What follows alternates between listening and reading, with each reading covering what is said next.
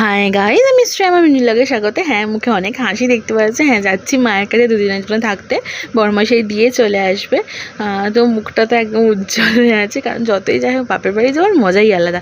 তো মায়ের জন্য একটু মিষ্টি নিয়ে নিলাম, ঠাকুরের জন্য একটু লাড্ডু নিয়ে নিলাম, যেহেতু এখন তো রেগুলারই মা ভোগ দেয়, তো ঠাকুরকে একটু দিতে হবে। তো মায়ের শরীরটাও ভালো না, তো ওই জন্য তরমুজও নিলাম, ডাক্তার বলেছে তরমুজ ফল টল একটু খেতে। তারপরে এই যে আমার মন্দির দেখিয়ে দিলাম, আর বরমাসাই যাচ্ছে ওপরে আমাকে ছেড়ে দিয়ে আসতে, আনলাম একটুখানি বসো তো বলে একটু এই যে মায়ের কাছে এসেও গেছি। আর মা একদম আস্তে না আস্তে জামাই আদর করা শুরু করে দিয়েছে, একদম এক থালা মিষ্টি পায়েসটা হচ্ছে ভোগের, আর থামস আপ দিয়ে বড়মশাইকে আদর করে নিল। তারপরেও খেয়েতে বেরিয়ে পড়লো। আর হ্যাঁ, তারপরে আমি কিন্তু প্রচুর পরিমাণে রিলস আর ফটো তুলে নিই, সেটা তোমরা আগে দেখেই নিয়েছো।